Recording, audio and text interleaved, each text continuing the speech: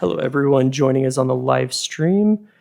We are going to just walk through quickly how to submit public comments for this event. If you join us on millcreek.us, that is Millcreek City's homepage, under the Meeting Live Stream tab, there is a section called Public Comments, and you'll just click on the Here. From there, there's this form that you'll fill out. While you're filling this form out, if you'll just please select the Business Council public meeting section. If you do have a large comment, you can submit a quick comment subject, just letting us know that you'll have a longer question or longer comment. After, go ahead and just submit it, and we will be getting those and reading those live during this event. Thank you.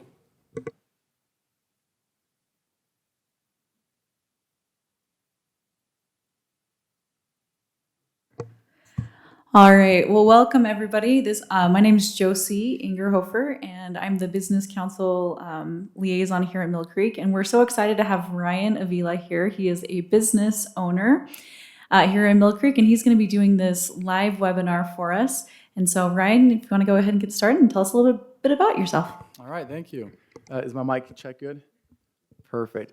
Great. Well, so my name is Ryan Avila, and I've been here in Millcreek for a while and running my business called Wasatch Events. I put on marathons, I put on retreats, I put on food festivals, and so I've been putting on a lot of events lately. In the past, I've been doing a lot of different kind of digital marketing, whether it's SEO, which some people don't consider digital marketing, but I've done SEO. I've done website creation as far as WordPress. I've done lead gen forms. I've done running all kinds of ads, whether it's YouTube ad, doing PPC, doing all across the board, all different channels. I've done advertising, and so I love it. It's fun.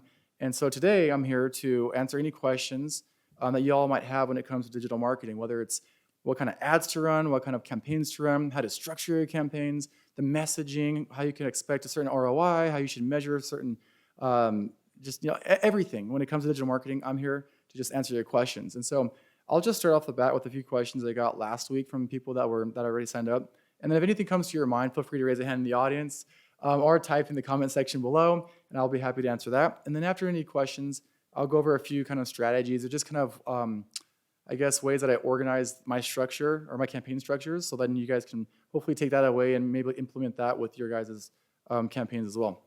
So first, the first question I got was actually kind of a fun one. What amount should a business/organization allocate of their budget for digital marketing? That's kind of a tough question because that's more of a CMO kind of question. But I think that to me that depends on a lot of different factors.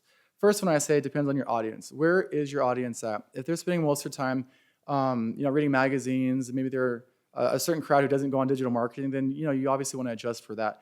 But nowadays, since we know that almost everybody, my grandma, my dog, everyone has some kind of platform that they're on, whether it's their Snapchat, their Instagram, their LinkedIn, you name it, they're always on it, especially YouTube. People kind of misunderstand YouTube for being a good channel to advertise on, but almost everyone's on it. And so when it comes to where you should allocate your budget or how much, like I said, it depends on where your audience is at. If you find that most of your audience is coming to you for business from word of mouth, because maybe you're a realtor, or maybe you're a mechanic shop and they just drive by and they just happen to see your yellow sign all the time because they live within a 2-mile radius, then maybe digital marketing, your spend shouldn't be as high there. But the great thing is, no matter who you are, you should always test first the digital marketing channels and how much spend you put in. And the reason why is because, say you are that mechanic shop, and say that you always get people because you're on 21st South and people are always seeing your sign, and so they're always remembering your guys' logo. But say you want to mess with your competitors. Say you want to get people in another part of the valley that normally wouldn't come to you because you specialize in something great and you want to give them the chance to experience what you guys offer. So one thing you can do, for example, is you can go on Facebook, you can target people within, say, a 1-mile radius of your competitors. And then you can put an ad in there saying, hey, next time you get an oil change, here's get it for $19.99 at our place, kind of a thing. So, but without really testing digital marketing and depending on people, word of mouth or seeing your sign, you don't really get a chance to reach that other audience. And so, when it comes again to knowing how much budget to spend, it's kind of the 80-20 rule. 80% of your revenue is going to come in from one area, and 20% is going to come from somewhere else. So I'm the kind of person with my business mindset is, if 80% is coming from digital marketing spend, I'm going to put more money into it and forget the 20% of my income because it's only 20%. And so with me, with my events, I get easily 80% of my revenue coming in from digital spend opposed to putting up yard signs or doing a billboard or being in a magazine. And so once I learned that for my business, I dumped more money into digital marketing and I just saw a bigger ROI. So again, it's kind of tough to say, for me to say where your digital marketing spend or what your budget should be, because it depends on your business and the different outlets that you've used in the past. Also, I know a lot of people have used Facebook in the past, and they've had a bad experience. Maybe they've had bad ads. They didn't know how to set up the campaign right. Maybe they're using the wrong campaign. Maybe their messaging was off, or the landing pages weren't. Just there might be some kind of disconnect with what they were trying to do, and so they had a bad experience. They tried it for a month or two, and then they just stopped spending money because it didn't work out for them. So if that's the case for you, just don't be discouraged, because a lot of people do that, and I've been there at one time before. And eventually I learned what I needed to do to fix my problems, and that took time. But once you figure out what to do to fix that, then you can properly use those digital marketing channels. Again, whether it's just doing Google search terms or doing Facebook or Instagram, and then you can really use that to benefit driving traffic and getting sales ultimately. And then another thing I like to mention, just with the question of where should how much of your budget should go to digital marketing? Well, one thing to consider too is how much are you spending on TV? How much are you spending on magazines? How much are you spending on printing door hangers? And how much are you spending on other things that you can't really measure?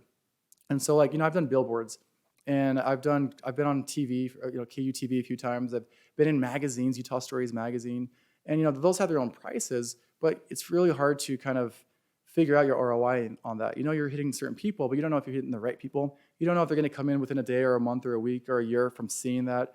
You don't know if it's leaving an impact. So it's kind of challenging to really know with that. But when it comes to digital marketing, off the bat, within the first 10 minutes, wow, I've already spent $5, $10, $20, whatever your spend is.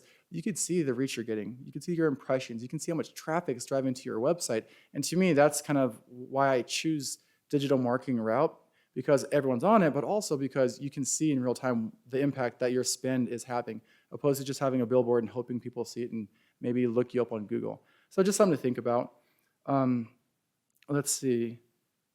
I guess with that, does anyone have any questions? I know that was kind of a long answer to a very vague question when ROI, where to spend your budget, but I just kind of touch on a few things.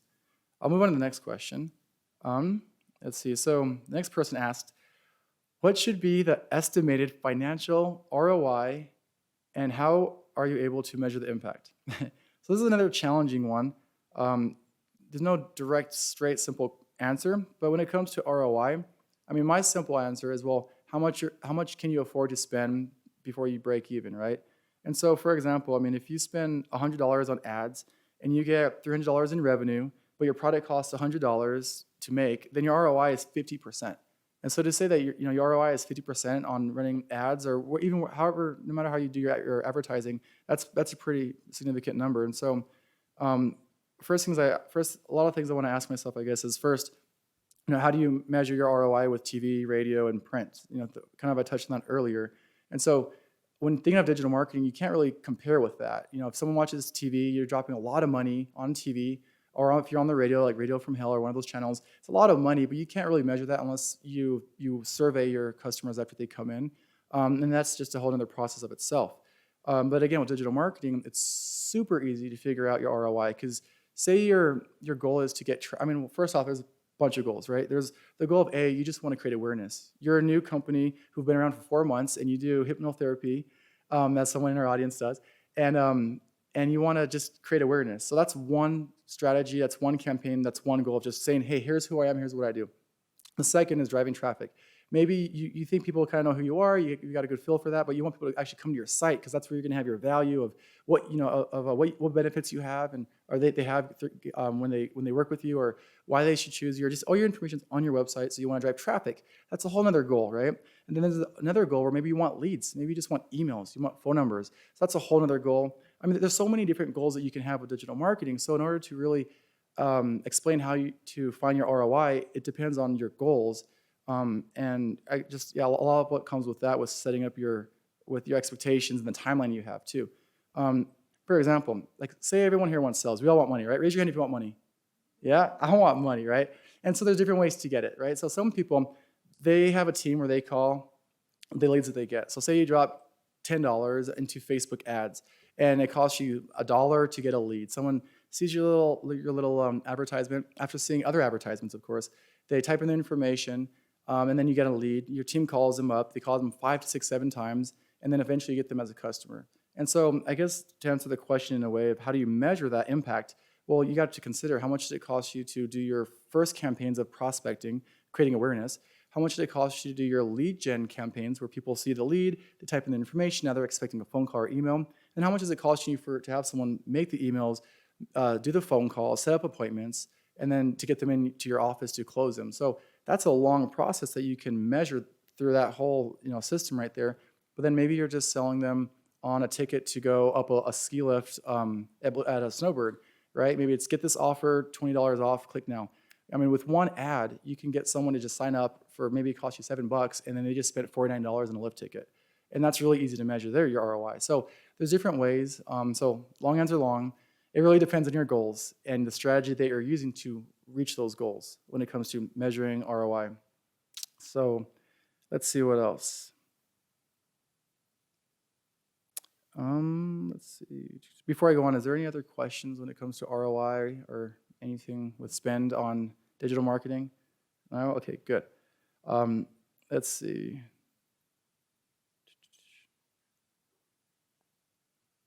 Oh, did you want me? Yeah, perfect.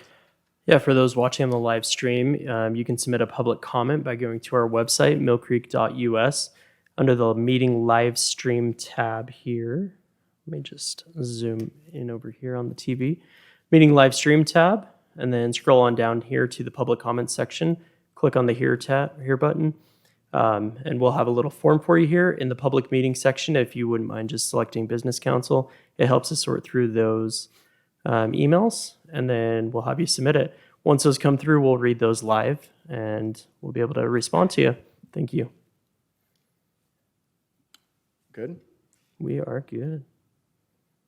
Awesome. So I want to go over a few questions that people commonly ask me when I'm at an event and they're like, oh, you do digital marketing. Let me pick your brain. One question is, well, what kind of ads or campaigns should I run? And so to me, just so you know, I'm not going over this right now, though. I don't know if it's showing. Okay, yeah. So, okay, cool. So just the 4 major campaigns that I run when I'm doing digital marketing is I run awareness campaigns, which I mentioned before, traffic campaigns to get people to my site, lead campaigns, which is to not get someone off of the platform they're on, but to stay on that platform and get their email or their phone number so I can follow up. And then offer campaigns where it's like, I'm just saying, hey, here's an offer. It's a great deal. It's $10 off your oil change or whatever it is. Sign up now, and they get that offer. So those are the 4 main ones that I run. Of course, it all depends on your goals and what you have set up on the back end. If you want to drive traffic to your site, you obviously need a good website, and you obviously have to have that all set up before you figure out that you want to use that kind of strategy for that campaign. So that's just one question always comes up for some reason. Another question I get is, should I boost my posts? If you have a Facebook page or a group and you put a post up and you want to boost it because it has a really appealing button that says boost post, and it's kind of exciting, and you think, oh, if I boost this, I'm going to make lots of money or reach a lot of people. There's good and bad to that. One, if that post, if you post regularly on your Facebook page or any other pages where you can boost it, you want to first see if that post is doing well, if it's performing better compared to the other posts. So say in a month you do a bunch of posts, one of them just takes off for some reason, it has a lot of shares, comments, likes, it did really well, maybe it was a good video, maybe it was a good photo, but if it does very well, that's the kind of post that you want to boost. And the reason why is this. Facebook especially, but also LinkedIn and Instagram and all those other channels, there's a learning phase that they have with their algorithm. So if you just put in $5, $10 on an ad and you let it run for a couple of days, it doesn't really give those channels a chance to learn your audience, who's connecting, your messaging, all that stuff. They don't really get a chance to learn. But if you post something, for example, on your page, and you get a lot of reach for that, maybe you reach like 2,000 people in 2 days, Facebook now knows all these people that it reached and all the people that it liked and commented. So when you boost it, Facebook kind of already has a learning and understanding of the people that will be most likely to connect with your content. So I guess to answer that question that people always ask, should I boost? Well, if you post something and you want to boost it because you think it's awesome, wait a few days to see if people actually like, comment, or share it. If no one does at all, don't waste your money boosting it. The good thing about a boost, however, is that if you want to boost something because you love it, you think it's great, you can boost it, and you can actually choose the audience it goes to by creating a custom audience. But that's a whole other story. Let's see. Next, people ask me what are some tips and tricks about digital marketing? Well, I mean, the first thing is obviously we all want a personalized experience, right? You don't want to get shotgun with a bunch of random messages, and that's why Google, Facebook, all these platforms. That's why they know all your information. That way, they can send you the right advertisements that apply to a mother, people who wear glasses or whatnot. And so, have that experience be personalized for the people you're trying to get in front of. For me, for my races, I put on, say, a marathon. I'm reaching out to runners. And maybe they're expecting to see people running. They're expecting to see maybe a blog post on the right kind of shoes to wear. Maybe they're expecting to see, who knows what, but it's specific to them. And so when I message to them or when I have an ad towards them or if I want them to my website, that experience has to be personalized to them. If I'm doing a certain ad and it has, I don't know, maybe a mother jogging with her child, I'm not going to put that ad in front of an audience of young runners. I want to find other mothers and maybe fathers and put that ad in front of them so that way they can somehow relate to it. And so just keep that in mind when you're thinking about creating content, when you're thinking about your messaging, when you're thinking about the landing page you want them to go to. I say create many landing pages for your website. Create one that's for people that you're prospecting. Create one landing page for people who where it's like an FAQ page. So people who just got questions, you go there, they can read that. Do a landing page for people who maybe are above a certain age with a certain income, so you sound more intellectual. Maybe have a page where there's a video that's emotional and it pulls in the heartstrings. So you're maybe targeting mothers. You go to that page, they watch the video, they're more emotional, and so just be creative when it comes to that. Don't just think that this really good, beautiful photo that some graphic designer put together with this really clever, witty kind of copy, go into this landing page that looks awesome. Don't just think that that's going to be the one-all-size-fits-all kind of thing. So, play it with different audiences, different messaging, and different experiences for each person. Another question I get often is, should I post photos or videos? Who here has posted a photo on any of your advertisements? Who here has done videos? Yeah, have you noticed a difference at all in video and photo? Different people. I like that. And so that's a great kind of segue to my next point is, different folks for different strokes, right? So one thing that I like to do, I guess to answer the question quickly, video is outperforming photo. If you look at we all watch videos. No one wants to read anymore. They want to watch, right? They don't want to read your blog post. They want to watch you talk about your points that you're making in a blog post. People want to be entertained, right? That's why YouTube is so big and Snapchat and all these video platforms, because people want to see things. They don't want to read things. And so when you're making your content, always think about, again, there's different kinds of people. If you're a salesperson, this will make sense more, but there's like the, the Sally, Cynical Sally, I think, and then there's like there's different types of people, and when it comes to sales, in the same way with people that interact on digital marketing or on social media. And so if you're doing a video and you're going to get certain kinds of people, if you're doing photo, you might get certain kinds of people. And so you want to be creative in the way that you message your videos and your photos. Again, when I was chatting about this earlier about being creative with your messaging, maybe try with your videos being very analytical, maybe being very, have a voiceover with B-roll, maybe have something that's more emotional, reaching on the heartstrings. And so be creative.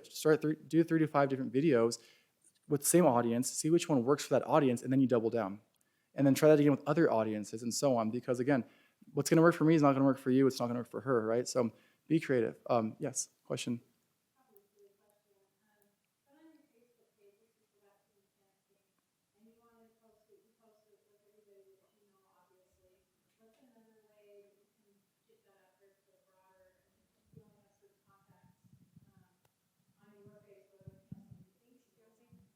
How do you boost that? And get that out there to more people. I know you can log into different groups and post it on there, but how would you go from your own contacts to just throw it out there? Yeah, good question. So I guess first, are you referring to a business page then? Yes. And so you're saying, just to reiterate your question, if you have a business page, you have a post, and you don't want just your followers or your people who like your page to see the post, you want to share with other people. Exactly. Yeah. Well, so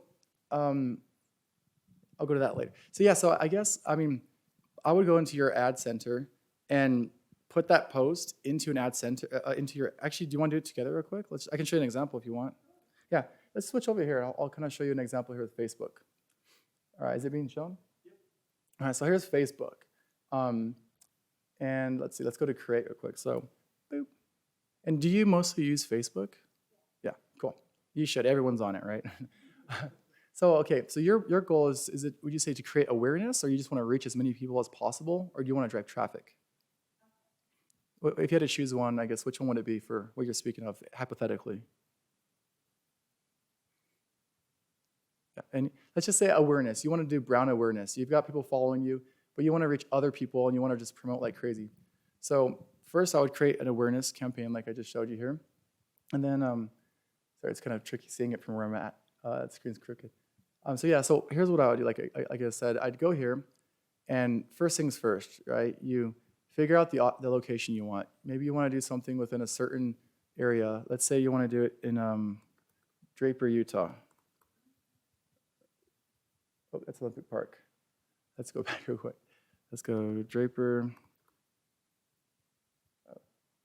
Am I getting it? Okay, cool. So Draper, and let me get rid of this place. All right, and then say you really want to hyper focus on a small area. So there's a 10-mile radius in Draper. So that's the first thing, right? You're picking the location of the people you want to reach. Maybe you want to do nationwide, and that's fine too. You just type in the USA. And then, you want to go here and you want to reach, what's your age demographic? All right, well, let's see what the reach would be if we did 25 to 45. Would you say mostly male or female? Mostly men? Let's see. All right, so let's reach out to, sorry, again, if you guys are watching this at home, it's hard to see from the position where I'm at because the TV is angled funny, but we got this. Cool. And then here's where the fun comes, right? So we targeted the age, the gender, the location, and then say here you want to get certain audience that have certain interests. Maybe they're following certain people, maybe they're shopping around for something, or have a certain income or education level. For your situation, what's like the number 1 or 2 or 3 things that your ideal customer would have in common with the other customers of yours? Oh yeah, so yeah, well, let's say maybe they're a daddy, or let's say children. So let's see, I'm kind of having a hard time seeing from here. Yeah, I'm having a hard time seeing from here, but say you type in children, or let's say you type in married. Cool, so maybe it's someone who's just married, right? So you want to send them like hey, congratulations, you just got married, you're in Draper, you're between this age and this age, we're gonna give you a coupon for getting your car detailed, right, or something. So, so you pick on here whatever you want, education level. I mean, maybe they are into cars, you type in cars and it shows you, all these different, everything that has to do with cars here. There's always suggestions, which I definitely recommend because, again, Facebook knows you, they know your business when you set everything up. So if you go to suggestions, they're going to give you different things that they suggest will be best for you. You can go over here to browse, of course, and see the different demographics by, everything, right? Are they married, single, life events? Did they just get married? Did they just buy a new car? You can get deep with this, which is really great. The work experience, job titles. So, you pick that, and then, you can say the audience if you want. But back to your question. So you figure out your audience of who you want to reach, and then you go down to, say, let's just keep it simple, automatic placements, meaning Facebook will place the ads where they think it's going to be best for you, to serving your audience. And say you just do $5 a day. Looks like you're going to reach that many people a day, which is not bad for $5, right? And then in your case, you wanted to share that one post. So when you go to this page here, the ad page, you can actually go and choose. Sorry, I'm having a kind of hard time seeing from where I'm at again. But you can choose existing posts, and then you can choose from your page the post that you most recently ran that you want to actually pay to get in front of the right people. So say in this case, it's this video ad that I ran, did really well. And then there you go, look at that. I already got this post that you maybe posted on your page. Now you're paying to target the right people and for the right campaign, which is, to just reach people for that age demographic, and then you just click confirm. So that was a really fast little crash course there, but it just kind of goes to show that it's really simple. And this is just Facebook, LinkedIn, Instagram, which Facebook posts on Instagram, YouTube. They're all very similar in that you can easily choose your audience, create your message, right? This one's, I don't get to create it because I'm using an existing post, but create the messaging you want, send them to the page that you want to send them to, and then of course you can track everything. And so that's, like I said, kind of the fun part about digital marketing is that it's really easy to do all this. Let's see, am I at the back button? Oh, okay. And so I just want to show you what, since we're talking about, or I guess, did you have any follow-up questions with that? Yeah. Like I said, I know that was, like I said, it was really fast, but it really is easy. And at the end of the day, if you do a post that you want to share with everybody, like I said, first, I would suggest posting it on your page. If people are connecting with it, then yeah, maybe boost it for $2 a day, $5 a day. But if you really want to test it out, I'd recommend having was it a photo or a video? I'd recommend having that photo and actually going into the ads, create the ad, but then A/B test. An A/B test with the messaging. That way, you're using the same photo, but you're seeing what messaging people are going to want to engage with. If you're using action words like "get this" or "check out this" or "visit this," right, with verbs, and then maybe try something else where it's more laid back and low key, or maybe use a stat like, "Did you know 3 out of 5 guys don't wash their cars enough, and it's getting dirty?" So so do the A/B testing, which Facebook, of course, incorporates it into their platform. And then after you run it for like a couple days, maybe $5 a day, which is not much, then you'll know what really appeals to your audience, and then you double down on that the next week. Yeah, so I mean, very simple strategies like that will really get the ball rolling for you. And just to kind of show you the power of kind of reporting on your digital marketing efforts. So right here, I'm putting on a race. It's the Bonneville Shoreline Trail Run, September 12th for those who are runners. So I ran this for, what's the date range right there? I can't see it. Okay, so a week. I ran it for a week. And I reached, what's that? How many people is that? Is that 13? All right, so I reached 1,300 people, and it looks like I spent under $6, right? So I spent under $6. I reached over 1,300 people in Salt Lake City who are runners. And the best part is, cool, so what does that mean, right? It means I reach people, that's great, but look at the people that clicked. 74, under $6, I had 74 people click on my ad and go to my website. And then from there, I can track to see how many people registered for my race, and that's how I figure out my ROI, right? I spent under $6, 74 people came to my site, maybe 3 registered. I don't charge this, but say it's $50 a race, $150 minus $5. I just made $145 off of spending $5 on Facebook for a week. So that's just, again, to go to show you, it's super simple to create these campaigns, and then check the numbers to see what's actually working, to see what your click-through rate is, to see your cost per click, to see how many clicks you got in that 1 week running an ad for $5 to $6. Very simple stuff. And then also, let's see if I can go up here. Well, actually, I'll get to that, because that's a good segue to my next question, which is, what's been your biggest mistake in digital marketing, and what did you learn from it? That's a great one. Honestly, the biggest mistake, if you're just starting off, or if maybe you're doing digital marketing already, to always think about is you always want to track everything. That's the number one key to being successful. You want to track what's working and what's not working. That way you're not wasting your money. And for example, right here, I see all the numbers here, which is great, but maybe I want to do some more tracking. So what do? Go to my analytics. And this is a whole separate thing, but it's important. So right here, right, I'm getting not many people coming to my website. When I ran that campaign that I just showed you, numbers jumped up. It's not a significant amount, but it jumped up. I mean, right, that's pretty big. But what does it tell me? It tells me that for my $6 there, I got a jump of people coming to my website, which is the reason why I got so many people signed up that week. And the reason why this is good to know is because, say that same week you were in a magazine, you were on a billboard, you were on whatever. How are you going to know that they're coming to your site unless you can check this kind of number out? And then again, I can go over to let's see. Sorry, it's again kind of tricky to see it from where I'm at. That's audiences. Let's go to acquisition. And again, this is with reporting. Always want to report everything. So you know what's working, what's not working. Look at that, 60 social visits. What's that, 56? 56 direct.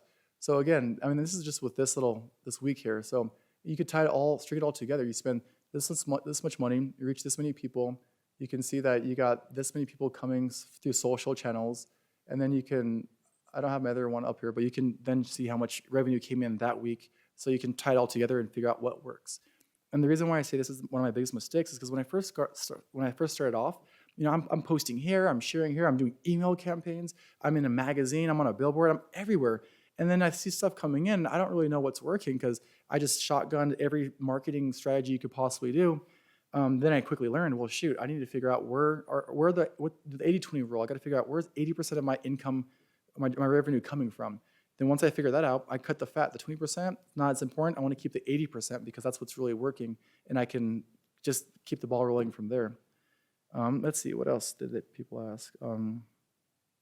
Again, analytics is everything. If you have a website especially, you always want to see how long are people coming to your website? Are you getting a lot of traffic to your website? Because maybe you're targeting the right people, but maybe your website's terrible. Maybe it's not answering the questions people need to know or they want to know. So they come to your site and you find out that people are on your site for, let's see, what is it here in my case?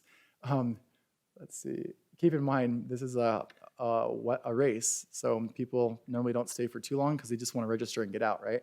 So 40 seconds.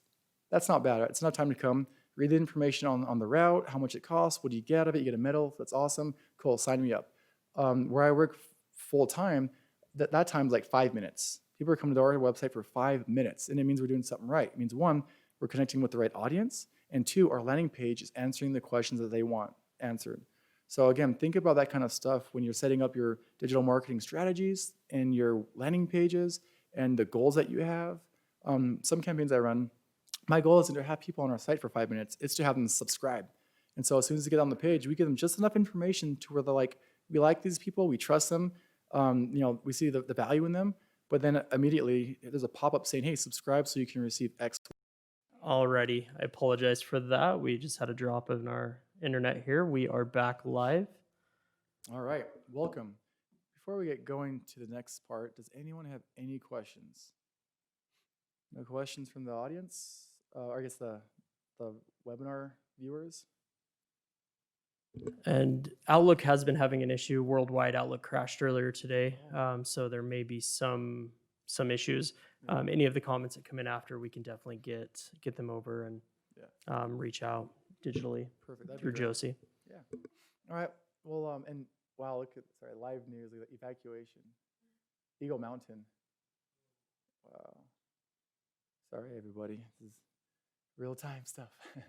And again, just to show you the power of digital marketing and how far your money can go, is look right here. You can see I spent like $51. I reached 7,700 people, and I had 400 people click my ads.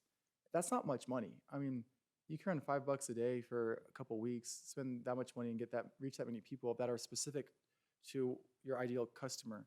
And so I know you might be thinking, oh, I reach out to this certain demographic, they wouldn't be interested. Well, find the platform that they're on. If you find people that you don't think is gonna be on Facebook, well, first off, try it. It couldn't hurt. I mean, maybe you spend $5 a day or $2 a day, and you'll figure it out. But also, there's so many other platforms out there. There's the LinkedIn's. I run LinkedIn campaigns.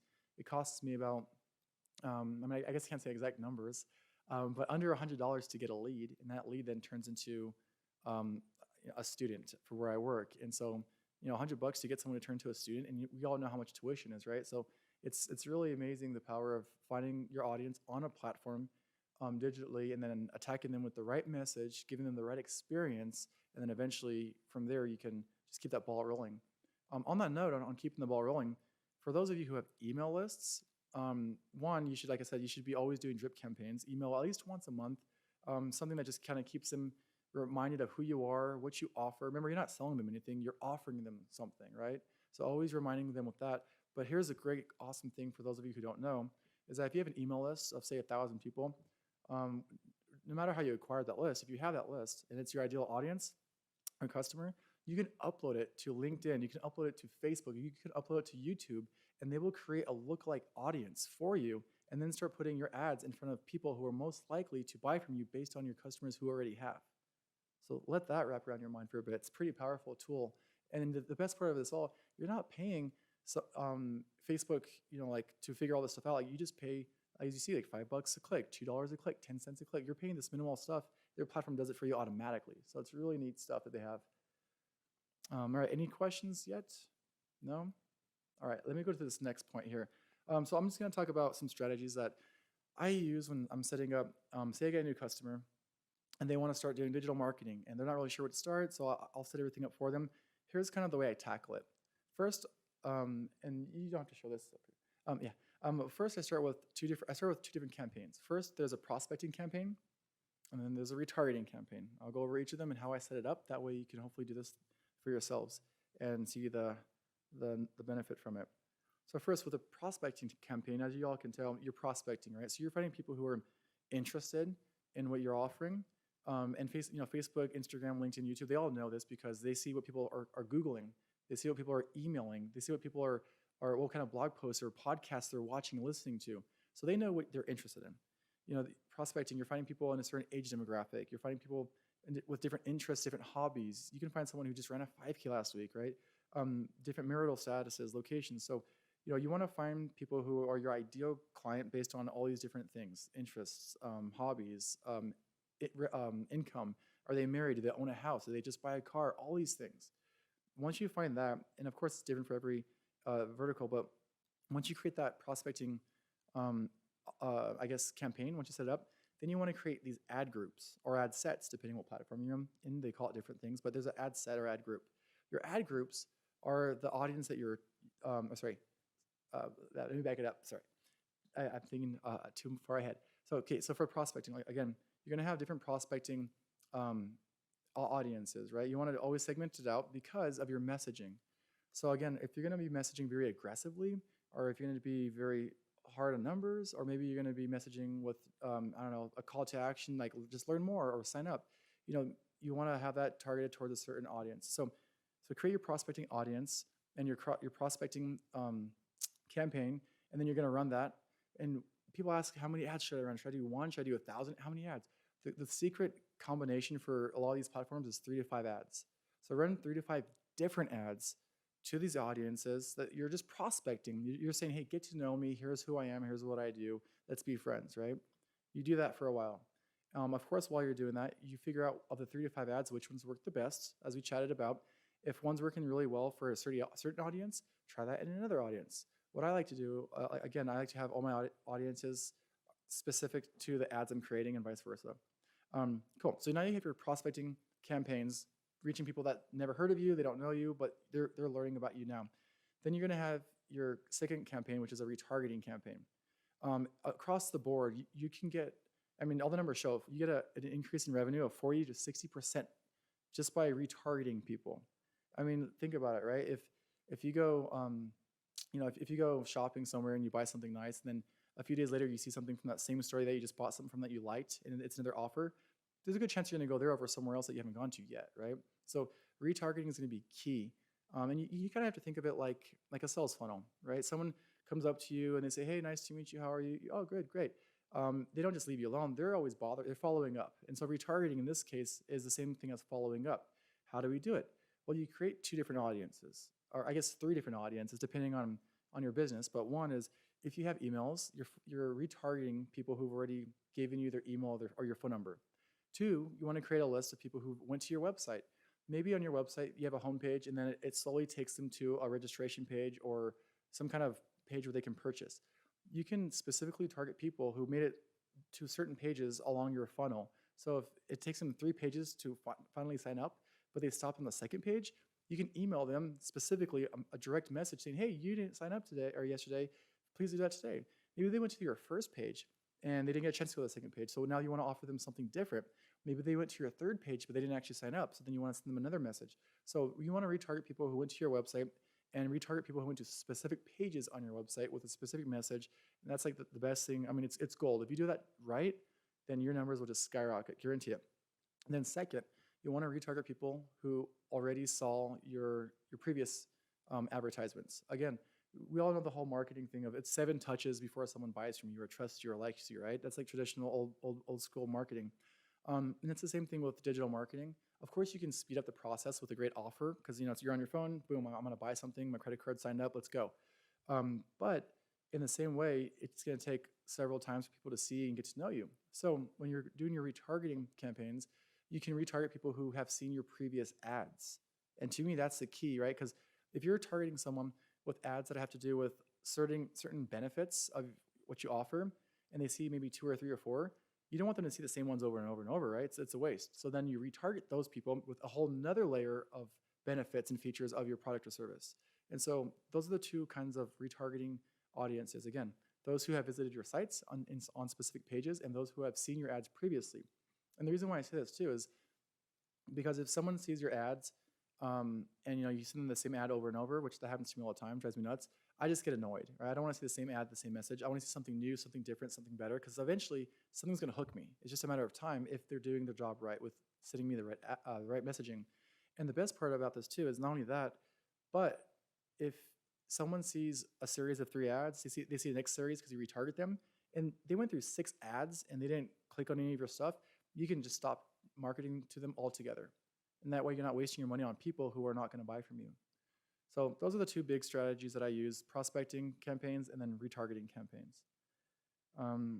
Let's see what else. Well, first off, do we have any questions?